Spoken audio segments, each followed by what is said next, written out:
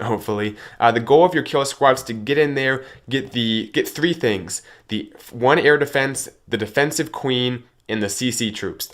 Those are the only three things you need, which is surprising because you'd think you'd have to bite off a bigger chunk of the base, but that's all you need. It definitely helps getting a few archer towers and other bonus type buildings like that, but the main three things are the queen, the CC troops, and the one air defense. You don't need the Inferno, you don't need the Eagle.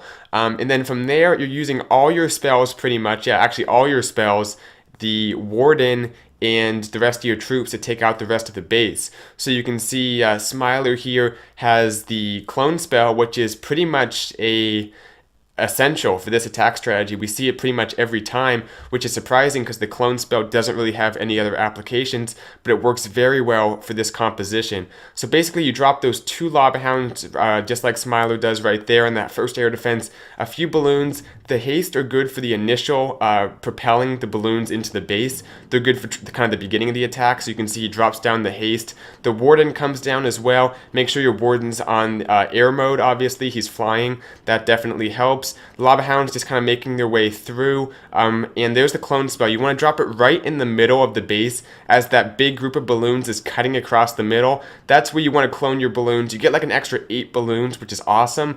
I'm not sure that's the exact number, but you get like 7 or 8 balloons, so it's definitely helps. And you can see how late he's saving that Warden's ability.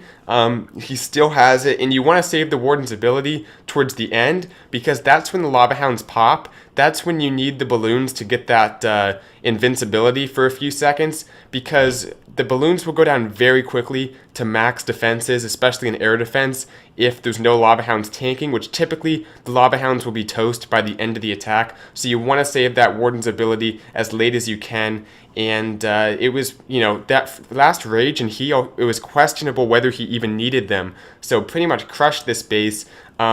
Spells are important. Those are the things you want to keep in mind as far as kind of the number you're bringing.